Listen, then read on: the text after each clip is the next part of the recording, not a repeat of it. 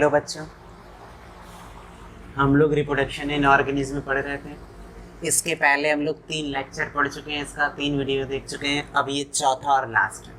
ठीक, हम लोग बात कर रहे थे सेक्सुअल रिप्रोडक्शन की। किसकी बात कर रहे थे? सेक्सुअल रिप्रोडक्शन की, है ना।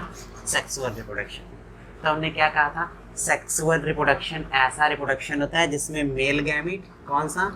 मेल गैमीट और फीमेल गैमीट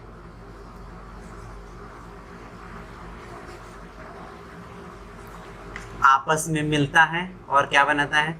जाइगोट। यही हम लोग पढ़े थे। तो क्या था? सेक्सुअल रिप्रोडक्शन ऐसा रिप्रोडक्शन था जिसमें मेल गैमीट और फीमेल गैमीट आपस में मिलकर के जाइगोट का फॉर्मेशन करते थे। ठीक, हम अपने स्टडी के लिए सेक्सुअल रिप्रोडक्शन को 3 पार्ट में डिवाइड किए थे। याद कीजिए, प्री फर्टिलाइजेशन,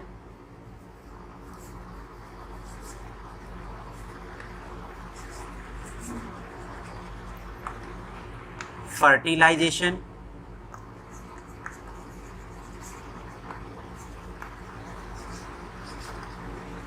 और लास्ट था पोस्ट फर्टिलाइजेशन।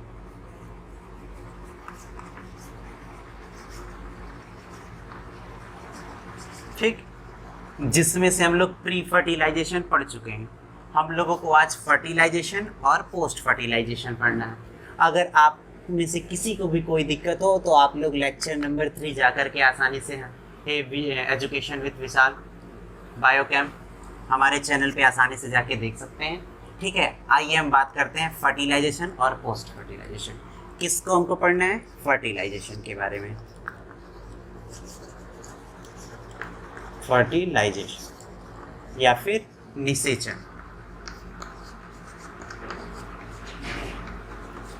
निषेचन, देखिए हम पहले ही आप लोगों को बता चुके थे कि फर्टिलाइजेशन और रिप्रोडक्शन में बहुत बड़ा अंतर है।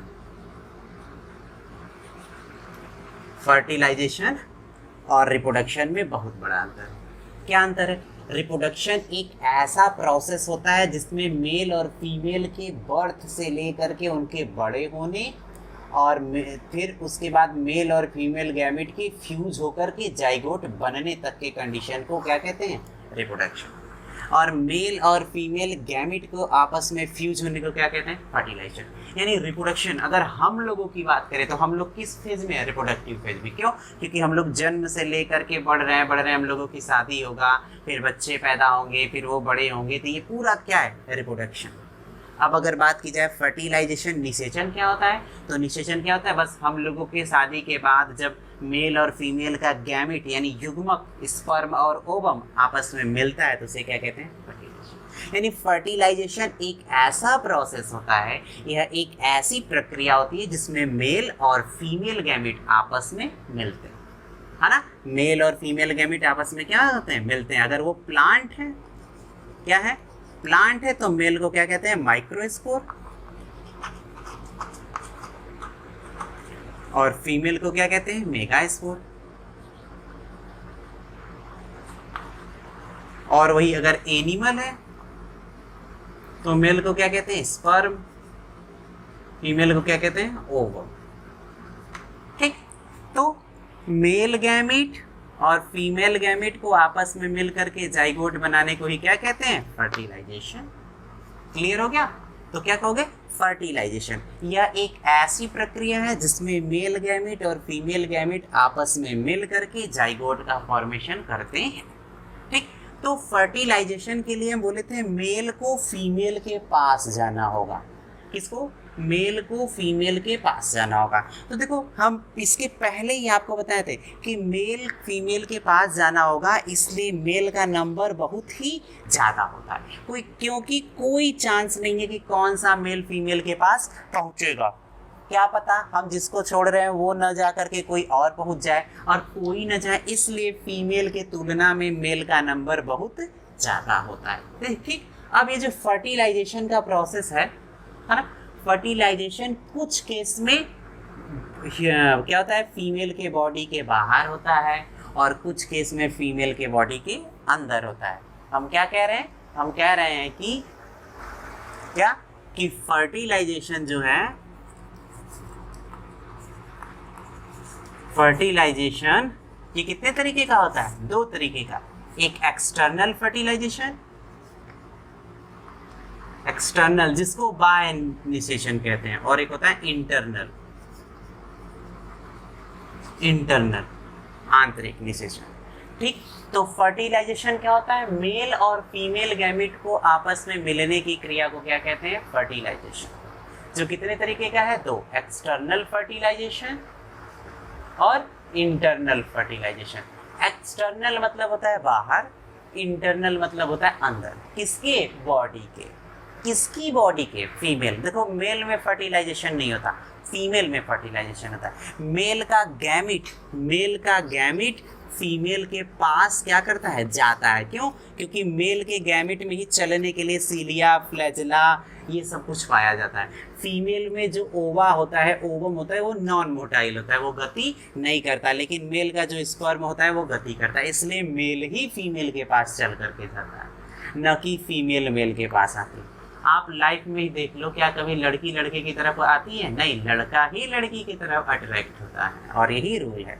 तो क्या कह रहे हैं कि एक्सटर्नल फर्टिलाइजेशन ये ऐसा फर्टिलाइजेशन होता है जिसमें मेल गैमीट, इसमें है ना, ये ऐसा फर्टिलाइजेशन है जिसमें मेल गैमीट और फीमेल गैमेट दोनों एक दूसरे से क्या होता है? बॉडी के बाहर फ्यूज करते हैं, बॉडी के आउटर साइड।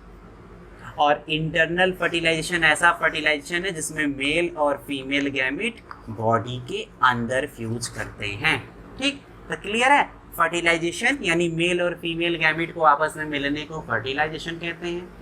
एक्सटर्नल फर्टिलाइजेशन ये ऐसा फर्टिलाइजेशन है जिसमें मेल और फीमेल गैमेट दोनों एक दूसरे से बॉडी के बाहर फ्यूज करते हैं। और वो कहाँ फ्यूज करते हैं? वाटर में। कहाँ? पानी में या फिर सॉयल पे, है ना, इन सब जगहों पर करते हैं। ठीक, इसका एग्जाम्पल कई सारा हो सकता है, जैसे फ्रॉग हो सकता है, फिश हो सकता है। क्या हो सकता है? फ्रॉग, फिश, ये सब चीज़ें हो सकती है। क्यों? क्योंकि इन सब में फर्टिलाइजेशन, निषेचन की प्रक्रिया कहाँ होती है? बॉडी के बाहर के साइड। और इंटरनल फर्टिलाइजेशन में फर्टिलाइजेशन कहाँ होता है? बॉडी के अंदर साइड। इसमें ह्यूमन, काऊ, ये सब कुछ आते हैं। ठीक, अब क्वेश्चन ये होता है कि एक्सटर्नल और इंटरनल फर्टिलाइजेशन में कौन सा बेहतर है और क्यों? तो इन दोनों में से इंटरनल अच्छा होता है। क्यों? क्योंकि इंटरनल फर्टिलाइजेशन के केस में क्या फर्टिलाइजेशन का चांस क्या हो जाता है? बढ़ जाता है ना, बढ़ जाता है। क्योंकि बॉडी के अंदर रहता है तो उसको प्रोटेक्शन काफ़ी अच्छे तरीके से मिलता है और रिस्क थोड़ा सा कम होता है। लेकिन एक्सटर्नल फर्टिलाइजेशन पानी में, फीमेल है तो मेल पहुंचेगा कि नहीं पहुंचेगा, कैसे पहुंचेगा, तो इन सब की वजह से क्या होता है? रिस्क होता है। तो ये होता है क्या? फर्टिलाइजेशन। तो आपसे पूछा जाएगा फर्टिलाइजेशन क्या है, तो क्या बताएंगे? मेल और फीमेल गैमेट को आपस में मिलने के प्रोसेस को फर्टिलाइजेशन कहते हैं। ये 2 तरीके का होता है, external fertilisation, internal fertilisation. External ऐसा फर्टिलाइजेशन जिसमें मेल और फीमेल क्या बॉडी के बाहर मिले। किसके? फीमेल के बॉडी के बाहर, तो उसको एक्सटर्नल फर्टिलाइजेशन कहते हैं। एग्जाम्पल फिश, फ्रॉग, ये सब कहाँ फर्टिलाइजेशन होता है? पानी में, सॉइल पे। और ये रेयर है, मतलब इसमें जान का खतरा ज़्यादा होता है। क्यों? क्योंकि उनको उनके प्रेडेटर स्नैक हो गए, बड़ी फिश हो गए, वो सब खा भी तो सकते हैं इनके एग को, इनके स्पर्म को, ओवम को, इसलिए इसमें खतरा, रिस्क ज़्यादा होता है। लेकिन इंटरनल फर्टिलाइजेशन इसमें बॉडी के अंदर होता है और फीमेल के बॉडी में होता है, और ये काफ़ी सेफ होता है, और इसमें खतरा इसके कंपेरिजन में, एक्सटर्नल के कंपेरिजन में कम होता है। क्लियर हो गया? तो इंटरनल और एक्सटर्नल ये फर्टिलाइजेशन था। और देखो एक प्रोसेस होता है जिसको हम लोग कहते हैं सिनगैमी। क्या कहते हैं? सिनगैमी।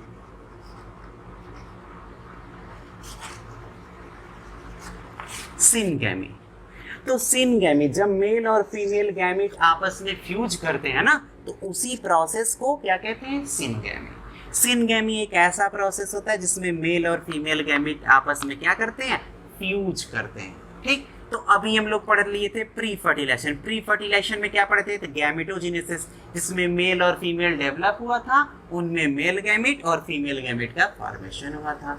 फिर इसी में दूसरा पढ़े थे गैमिट ट्रांसफर, तो क्या था, मेल गैमिट चल करके फीमेल गैमिट के पास आया था, या तो हवा से आया था या तो पानी से। ब्रायोटेरिडोफाइटा था तो शुगर, साल्ट, मैलिक एसिड, इन सब का अट्रैक्शन की वजह से आता है। अब किसी तरीके से मेल फीमेल गैमिट एक दूसरे के पास पहुंच गए तो प्री फर्टिलाइजेशन खत्म।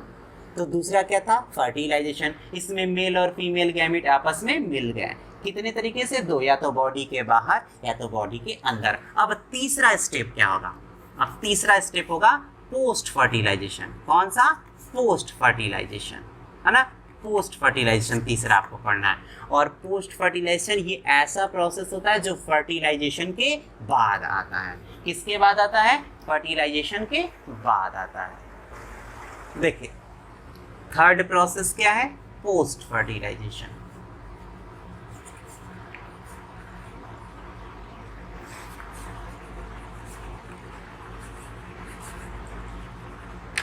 इसमें फर्टिलाइजेशन के बाद का आता है। देखो सबसे पहले कैसे पढ़े थे, प्री फर्टिलाइजेशन में क्या पढ़े थे, प्री फर्टिलाइजेशन इसमें पढ़े थे मेल और फीमेल का क्या हुआ था, डेवलपमेंट।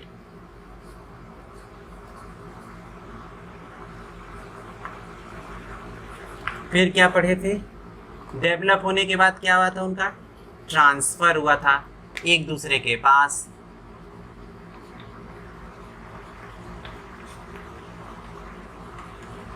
ठीक, फिर क्या था, फर्टिलाइजेशन, जिसमें दोनों क्या किए थे, फ्यूज किए थे। ठीक, अब तीसरा क्या है, पोस्ट फर्टिलाइजेशन। अब इसमें क्या होगा, मेल गैमिट को एन लिखते हैं, एन का मतलब हेप्लॉइड, फीमेल को एन। अब दोनों मिलते हैं तो क्या बनता है, 2n, और यही है जाइगोट। यही फर्टिलाइजेशन का रिजल्ट है और हमें यही चाहिए। तो पोस्ट फर्टिलाइजेशन में ये दोनों मिलकर के क्या बनाएंगे, जाइगोट, और जाइगोट का क्या होगा, डेवलपमेंट। क्लियर हुआ। इस प्रोसेस में क्या पढ़ना है, इस प्रोसेस में मेल और फीमेल गैमेट के मिलने के बाद जो जाइगोट बना है उसी का क्या पढ़ना है, डेवलपमेंट पढ़ना है हमको। तो पोस्ट फर्टिलाइजेशन, ठीक, तो पोस्ट फर्टिलाइजेशन या फिर पर्स्चुनिसेशन, यह एक ऐसा प्रोसेस होता है जिसमें मेल और फीमेल गैमेट आपस में मिल करके जाइगोट बनाते हैं और उस जाइगोट का क्या होता है, डेवलपमेंट होता है। तो पहला इसमें क्या आता है, जाइगोट फॉर्मेशन।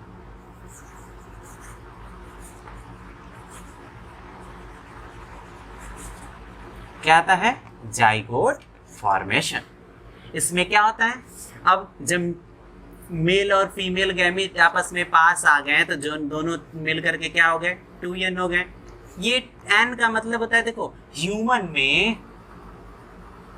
में टोटल 46 क्रोमोसोम होता है। कितना क्रोमोसोम होता है, गुणसूत्र, क्रोमोसोम मतलब गुणसूत्र। कितना होता है, ह्यूमन में टोटल 46 क्रोमोसोम होता है, जिसमें से 23 क्या होता है, मेल से आता है, और 23 किससे आता है, फीमेल से आता है। और ये मिल करके फिर से बेबी में जो होता है उसमें कितना हो जाता है, 46, ये बेबी में होता है। तो क्लियर हुआ कि बेबी में क्रोमोसोम कितना है, 46। लेकिन जब फॉर्मेशन की बात आए तो मेल की तरफ से कितना आता है, 23, फीमेल की तरफ से कितना आता है, 23, दोनों मिला करके 46 हो जाता है। तो इसी 23 को क्या लिखा जाता है, n, और इस 23 को क्या लिखा जाता है, n। अब ये देखो ये इसका डबल, इसलिए इसको क्या लिखते हैं, 2n। अब क्लियर हुआ क्यों n और n और क्यों 2n लिखते हैं, ये n का मतलब होता है 23 क्रोमोसोम। ठीक, तो अब n और n मिलकर के 2n बनता है, जिसको क्या कहते हैं, जाइगोट। ठीक, अब ये क्या होता है, इस जाइगोट का डेवलपमेंट होता है। इस जाइगोट का क्या होगा, अगर वो प्लांट होगा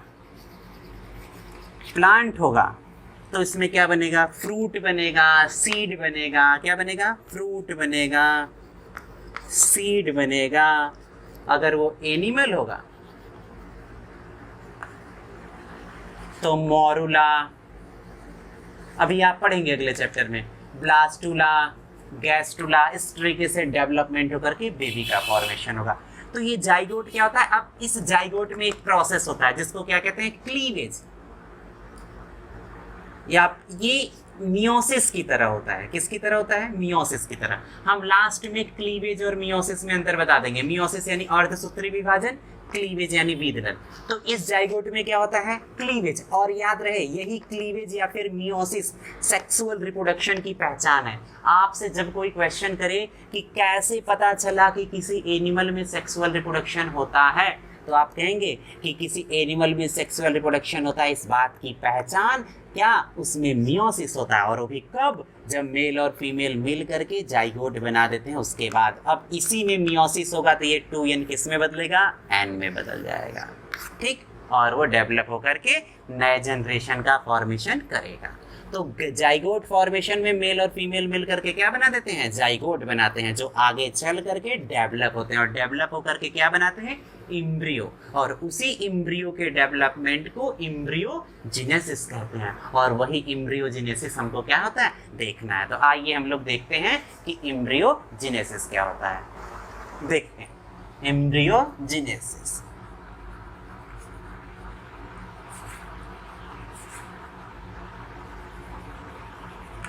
एम्ब्रियोजेनेसिस यानी क्या होता है? इसमें development of embryo. Development of embryo ये होता है एम्ब्रियोजेनेसिस। देखिए, अब जब जाइगोट बन गया, क्या बन गया? जाइगोट बन गया, तो इस जाइगोट का स्टार्ट होता है क्या? डेवलपमेंट।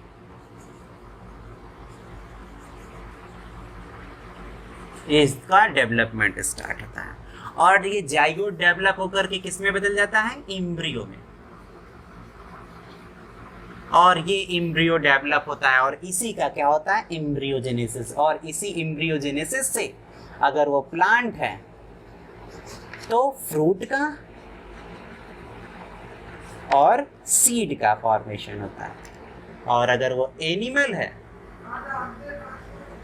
तो उसमें बेबी का फॉर्मेशन होता है या न्यू जनरेशन का। क्लियर? ये होता है। तो इम्ब्रियोजेनेसिस में ये डेवलप होता है। और ये जो इम्ब्रियोजेनेसिस है, और इसी को क्या कहते हैं? Embryonic development. Embryonic development. ठीक, एम्ब्रियोनिक डेवलपमेंट। और ये दो तरीके से होता है। ये डेवलपमेंट कितने तरीके से होता है? दो तरीके से। एक होता है ओवीपैरस, दूसरा होता है वीवीपैरस। ओवीपैरस का मतलब होता है अंड प्रजनक। मतलब ओवी यानी एग, ऐसा जो अंडे को जन्म देते हो। और वीवीपैरस का मतलब होता है जरायुज, जो बच्चे को जन्म देते हैं। तो ये जो इम्ब्रियोनिक डेवलपमेंट है ये कितने तरीके से होता है? दो तरीके से होता है। ओवीपैरस यानी अगर इम्ब्रियो का डेवलपमेंट बॉडी के बाहर हो, कहाँ हो? बाहर हो, तो उसको क्या कहते हैं? ओवीपैरस। अगर इम्ब्रियो या फिर बेबी का डेवलपमेंट बॉडी के अंदर हो तो उसको क्या कहते हैं? वीवीपैरस। ओवीपैरस का एग्जाम्पल होता है हेन। मुर्गी में जो अंडा बाहर वो देती है ना, वो क्या है? उसका इम्ब्रियो होता है। और वो इम्ब्रियो होता है जब उसका डेवलपमेंट होता है, तब उसमें से जाकर के क्या निकलता है? चूजा। अगर उसके इम्ब्रियो का डेवलपमेंट नहीं होगा तो चूजा नहीं बनेगा। और इसको, इस तरीके के डेवलपमेंट को क्या कहते हैं? ओवीपैरस। ठीक, अगर वही बेबी का डेवलपमेंट हो तो उसको क्या कहते हैं? वीवीपैरस। जैसे हम लोगों में, हम लोग अपनी माँ के गर्भ से, यूट्रस से बाहर के अंडे के रूप में आते हैं? नहीं, बच्चे के रूप में आते हैं, तो हमको क्या कहा जाएगा? वीवीपैरस। और जो अंडे के रूप में आएगा उसको क्या कहा जाएगा? ओवीपैरस। एक और होता है जिसको ओवोवीवीपैरस कहते हैं।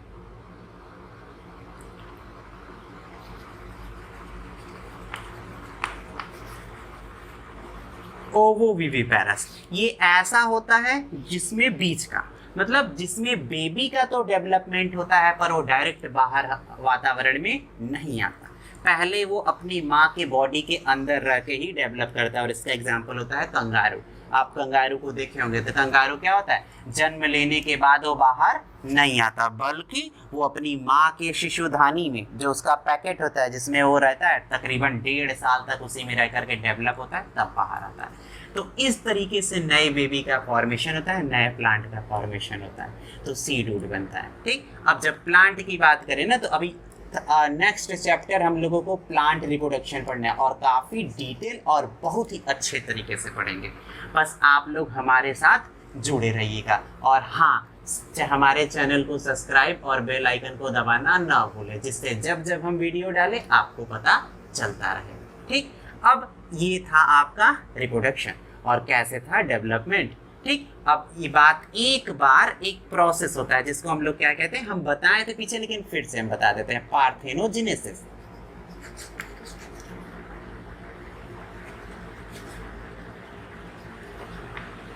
इसको कहते थे क्या था, पार्थेनोजेनेसिस, है ना, अनिषेक जनन। क्या था, नॉर्मली आप पढ़े फर्टिलाइजेशन एक ऐसा प्रोसेस है जिसमें मेल और फीमेल गैमीट आपस में मिलते हैं, जाइगोट बनता है।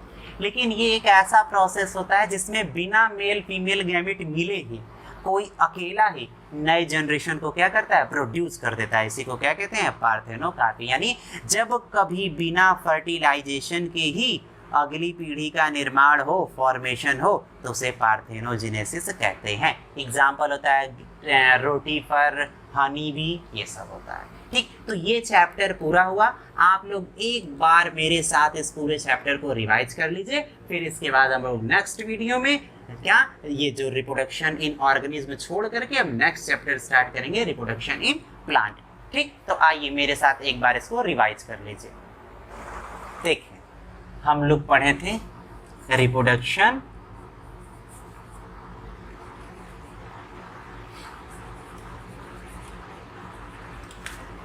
इन ऑर्गेनिज्म।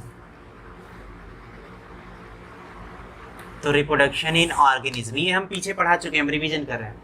तो हम लोग क्या पढ़े थे कि सभी जीव जंतुओं में रिप्रोडक्शन होता है। क्यों रिप्रोडक्शन होता है, क्योंकि सब लोग चाहता है कि उसका वजूद, उसका अस्तित्व इस पृथ्वी पर बना रहे, इसलिए वो लोग रिप्रोडक्शन करते हैं और रिप्रोडक्शन के द्वारा अपनी पीढ़ी को अपने ही जैसे नए ढेर सारे जनरेशन को क्या करते हैं, प्रोड्यूस करते हैं, जन्म देते हैं। रिप्रोडक्शन क्यों होता है, अपने अस्तित्व को, अपने वजूद को इस पृथ्वी पर बनाए रखें। कैसे होता है, जब मेल और फीमेल गैमेट एक दूसरे से आपस में मिलते हैं या बिना मिले ही जब नए पीढ़ी का फॉर्मेशन हो जाए तो उसे ही क्या कहते थे, हम रिप्रोडक्शन कहते थे। ठीक, अब रिप्रोडक्शन कितने तरीके से होता था, तो रिप्रोडक्शन 3 तरीके से होता था। पहला था वेजिटेटिव, दूसरा था एसेक्सुअल, तीसरा था सेक्सुअल। ठीक, तो वेजिटेटिव रिप्रोडक्शन ऐसा रिप्रोडक्शन था जिसमें प्लांट का कोई भी वेजिटेटिव पार्ट मतलब रूट, स्टेम, लीफ, कोई भी वेजिटेटिव पार्ट एक नए पीढ़ी को जन्म देता था। ये ऐसा रिप्रोडक्शन है जिसमें मेल और फीमेल दोनों की जरूरत नहीं पड़ती थी, कोई एक अकेला ही नई पीढ़ी को प्रोड्यूस करने के लिए क्या होता था, काफी होता था। ठीक, अब वेजिटेटिव रिप्रोडक्शन 2 तरीके से था, एक था नेचुरल, एक था आर्टिफिशियल। आप सब पीछे पढ़ के आए हैं। नेचुरल वेजिटेटिव रिप्रोडक्शन ऐसा रिप्रोडक्शन था जिसमें प्लांट खुद ब खुद नए जनरेशन का फॉर्मेशन करता है, उसमें हम इन्वॉल्व नहीं होते। इसी में था rhizome, corm, bulb, tube, runner, sucker, stolen, offset. हम बताए थे राइजोम ऐसे बढ़ता था, कॉर्म ऐसे बढ़ता था, बल्ब ऐसे बढ़ता था, ट्यूब बिना सेप का, रनर दौड़ता था, सकर ऐसे बढ़ता था, स्टोलेन ऐसे बढ़ता था, ऑफसेट में जलकुंभी बताए थे। आर्टिफिशियल बताए थे, इसमें क्या बताए थे, रूटिंग बताए थे, लेयरिंग बताए थे, गुटिंग बताए थे, शेयरिंग बताए थे, इनार्चिंग बताए थे। ये सब था, इंपॉर्टेंट था। और भी था वेजिटेटिव रिप्रोडक्शन में बाई लीफ, तो लीफ में ब्रायोफिलम, बाई बल्बिल्स जिसमें हम साइकस पढ़े थे। अब बात करते थे एसेक्सुअल रिप्रोडक्शन। तो एसेक्सुअल रिप्रोडक्शन ऐसा रिप्रोडक्शन था जिसमें मेल या फीमेल में दोनों में से कोई अकेला ही नई जनरेशन के लिए काफी होता है। आपको पता कैसे चलेगा सेक्सुअल रिप्रोडक्शन है, तो सेक्सुअल रिप्रोडक्शन में अगर प्लांट है तो फ्लावर की बात की जाएगी, एनिमल है तो मेल और फीमेल गैमेट की बात की जाएगी, और ये सेक्सुअल में अकेला। और दूसरा अंतर क्या है, सेक्सुअल रिप्रोडक्शन में हम अभी बताएं मियोसिस होता है। क्या होता है, मियोसिस, और यहाँ मियोसिस नहीं होता, यानी अर्धसूत्री विभाजन यहाँ होता है और यहाँ पर नहीं होता है। ठीक, अब बात करते हैं सेक्सुअल, तो ए सेक्सुअल रिप्रोडक्शन और वेजिटेटिव रिप्रोडक्शन ऐसा रिप्रोडक्शन होता है जिसमें कुछ भी नया देखने को नहीं मिलता। क्यों नया देखने को नहीं मिलता? क्योंकि यहाँ मियोसिस नहीं होता। मियोसिस न होने से इसमें जो बच्चे, जो पेरेंट्स के जो ऑफ स्प्रिंग आते हैं वो हूबहू अपने पेरेंट्स के समान, कुछ भी नया नहीं होता। और यहाँ सेक्सुअल रिप्रोडक्शन में मियोसिस होता है, इसलिए कि क्रॉसिंग ओवर में आप लोग पढ़े थे सेल डिवीजन में, क्रॉसिंग ओवर गुणसूत्र विनिमय, क्रॉसिंग ओवर में गुणसूत्र क्रोमोसोम अदल बदल जाते हैं, जहाँ जिसकी वजह से कुछ नया कैरेक्टर देखने को मिलता है। और अगर हम लोगों में क्या होता है? Sexual reproduction. अगर हम लोगों में ए सेक्सुअल होता तो हम लोग अब बिल्कुल अपने मम्मी पापा के हूबहू क्या होते हैं? सेम। लेकिन हमें सेक्सुअल रिप्रोडक्शन जिसमें मियोसिस होता है, जिसकी वजह से हम अलग होते हैं। और ये मियोसिस कहाँ होता है? अभी बताए थे पीछे, जाइगोट फॉर्मेशन के बाद। ठीक, अब आगे बात बढ़ते हैं। तो सेक्सुअल रिप्रोडक्शन में मेल और ए सेक्सुअल में बात की थी, तो इसमें कई था। इसमें था फिजन, बाइनरी फिजन, फ्रेगमेंटेशन, है कि नहीं? सब था, स्पोरुलेशन, ये सब का सब तो था इसमें। ये सब तरीके से ए सेक्सुअल रिप्रोडक्शन होता है। अब सेक्सुअल रिप्रोडक्शन, तो इसमें मेल और फीमेल दोनों आपस में मिलते हैं। सेक्सुअल रिप्रोडक्शन की पहचान, तो प्लांट में फ्लावर्स आने लगते हैं, और एनिमल में हार्मोन्स क्रिएट होता है, और मेल में दाढ़ी मूंछ आ जाती है, सेक्स ऑर्गन डेवलप हो जाता है। और बात करें फीमेल में, तो नॉन प्राइमेट में ओस्ट्रस साइकिल, प्राइमेट्स में मेंस्ट्रुअल साइकिल चलने लगता है, बताए थे। और ये जरूरी नहीं कि जब मन तब इन लोग रिप्रोडक्शन करें, नहीं, एक फिक्स समय रिप्रोडक्शन करते हैं। उसी को क्या कहते थे हम? सीजनल ब्लीडर कहते थे। जो एक साल के एक फिक्स सीजन में रिप्रोडक्शन करे, ब्लीडिंग करे, तो उसको सीजनल रिप्रोडक्शन क्या कहते हैं? ब्लीडर। एक था कॉन्टिन्यूअस ब्लीडर, जो लगातार किसी भी साल के किसी भी महीने में पर एक ही बार रिप्रोडक्शन करता था। तो ये लोग क्या करते थे? रिप्रोडक्शन करते थे। तो रिप्रोडक्शन जब करते थे तो इनको कितने बार में बांट दिए थे? 3। अभी हम पीछे बताएं, pre fertilisation, fertilisation, post fertilisation. Pre fertilisation में गैमेटोजेनेसिस, इनके गैमेट, मेल और फीमेल गैमेट का क्या हुआ? डेवलपमेंट हो गया। ठीक, अब उसके बाद फर्टिलाइजेशन में दोनों आपस में पहले क्या हुए? दोनों एक दूसरे के गैमेट ट्रांसफर में दोनों एक दूसरे के पास आ गए। फर्टिलाइजेशन में दोनों मिल गए। अब मिलने के बाद पोस्ट फर्टिलाइजेशन में जाइगोट बना, फिर वो जाइगोट से क्या बना? एम्ब्रायो बना, और इस एम्ब्रायो का डेवलपमेंट होकर के नई जनरेशन क्या आ गई? जनरेशन फ्रूट या सीड आ गया, नहीं तो नया एनिमल आ गया। ठीक, कोई दिक्कत नहीं था। तो इस तरीके से होता है। और कोई फ्रूट है, तो फ्रूट में अगर ये सीड है, तो सीड के बाहर का जो कुछ भी आप खाते हो, जैसे आम में बीज के अलावा, तो उन सबको पेरिकार्प कहते हैं। क्या कहते हैं? पेरिकार्प। पेरिकार्प की हिंदी होती है फल भित्ति, है ना? बीज के अलावा जो फ्रूट होता है उसको क्या कहते हैं? पेरिकार्प। ये 3 में बटा होता है, इपिकार्प, आगे आप पढ़ेंगे मीजोकार्प, एंडोकार्प, बाह्य फल भित्ति, मध्य फल भित्ति, अंतः फल भित्ति। ठीक, अब जो हम बोले थे, इस तरीके से ये चैप्टर पूरा हुआ। हम आपको बता देते हैं, हालांकि आगे पढ़ना है, फिर भी हम मियोसिस और क्लीवेज में आपको डिफरेंस, अंतर क्या होता है, ये बता देते हैं। देखिए, मियोसिस,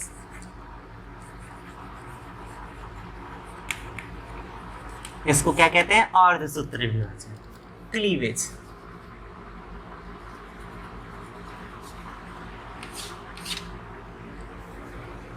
अर्धसूत्री विभाजन।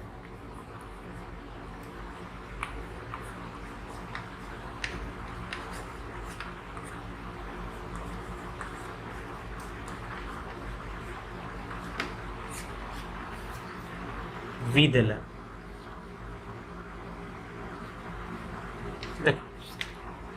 ये दोनों ऐसे प्रोसेस है जिसमें एक सेल से 4 सेल का, 4 सेल का फॉर्मेशन होता है। और इसमें क्रोमोसोम का नंबर दोनों में क्या होता है? आधा। आप मियोसिस अर्धसूत्री विभाजन पढ़े थे, इसमें क्या पढ़े थे कि इसमें एक कोशिका से एक सेल से 4 सेल का फॉर्मेशन होता है, इसमें भी एक सेल से 4 सेल का फॉर्मेशन होता है। और इसमें भी क्या होता है? और साथ साथ इसमें क्रोमोसोम का नंबर हाफ हो जाता है, इसमें भी क्रोमोसोम का नंबर हाफ हो जाता है। पर अंतर, इसमें जो एक सेल से 4 सेल बनता है, वो चारों का चारों क्या हो जाता है? लास्ट में सेपरेट हो जाता है।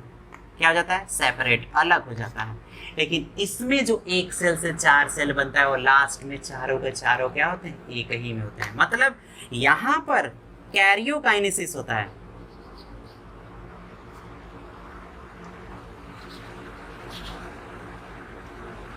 पर साइटोकाइनेसिस भी हो जाता है। यानी मियोसिस में कैरियोकाइनेसिस यानी न्यूक्लियस डिवीजन प्लस साइटोकाइनेसिस यानी सेल वॉल साइटोप्लाज्म डिवीजन दोनों होता है। लेकिन यहाँ कैरियोकाइनेसिस तो होता है पर साइटोकाइनेसिस नहीं होता, जिससे न्यूक्लियस का तो डिवीजन होता है पर सेल वॉल या साइटोप्लाज्म का डिवीजन नहीं होता, एक ही के अंदर ढेर सारे सेल होते हैं, तो ये अंतर होता है। मियोसिस में जितने भी सेल बनते हैं सब अलग बनते हैं, पर क्लीवेज में जितने भी सेल बनते हैं वो एक ही में होता है। और याद रहे मियोसिस हो या क्लीवेज, इसको हम क्या कहते हैं, रिडक्शनल डिवीजन। क्या कहते हैं, रिडक्शनल डिवीजन। क्यों रिडक्शनल डिवीजन कहते हैं, क्यों, क्योंकि इसमें क्रोमोसोम का नंबर दोनों में रिड्यूस हो जा रहा है, घटे जा रहा है, इसलिए इसको रिडक्शनल डिवीजन कहते हैं। और कहीं भी बुक में R/D लिखा जाता है, तो आप याद रखिएगा कि R/D मतलब रिडक्शनल डिवीजन है, और यही पूछा जाता है। आप याद रखिएगा कि मियोसिस में क्रॉसिंग ओवर कहाँ होता है, पैकीटीन में होता है। कहाँ होता है, ये एग्जाम में आ जाता है, जो आगे आपको 11th में पढ़ना था, पढ़ चुके होंगे। कहाँ होता है, पैकीटीन में होता है, पैकीटीन में क्रॉसिंग ओवर होता है। अब पूछा जाए क्लीवेज में, तो यहाँ से एक ही क्वेश्चन उठता है, और सबसे इंपॉर्टेंट क्या है कि क्लीवेज में न्यूक्लियस का तो नंबर बढ़ता है पर साइटोप्लाज्म के नंबर में घटाव नहीं होता, नो चेंज, कोई भी परिवर्तन नहीं होता। तो इस तरीके से रिप्रोडक्शन इन ऑर्गेनिज्म चैप्टर खत्म हो गया। ठीक, हम उम्मीद करते हैं कि आपको हमारा वीडियो पसंद आया होगा। प्लीज़ लाइक और सब्सक्राइब करना ना भूलें, वो रेड वाला बटन दबा के सब्सक्राइब कर दें, जिससे हमारा भी हौसला बढ़ता रहे और हम इससे भी अच्छे तरीके से नेक्स्ट चैप्टर को पढ़ाएं। और बेल आइकन को दबाना ना भूलें। और आप लोगों से फ्रेंड्स लोग, एक और बात है कि आप लोग अपने आसपास के लोगों को भी बता दें, जिससे वो भी पढ़ सकें और वो भी फ़ायदा उठा सकें। ठीक है, तो हम लोग मिलते हैं नेक्स्ट चैप्टर में, और ये हमारा फर्स्ट चैप्टर था, इसलिए थोड़ी सी गड़बड़ी तो नहीं होगी, लेकिन नेक्स्ट चैप्टर में हम लोग और अच्छे से पढ़ेंगे, और अच्छे से और बेस्ट तरीके से पढ़ेंगे। ठीक है, आप लोग लाइक और कमेंट जरूर कर दिया कीजिए। तब तक के लिए बाय बाय, और देखते रहिए, पढ़ते रहिए। ठीक है, चलिए।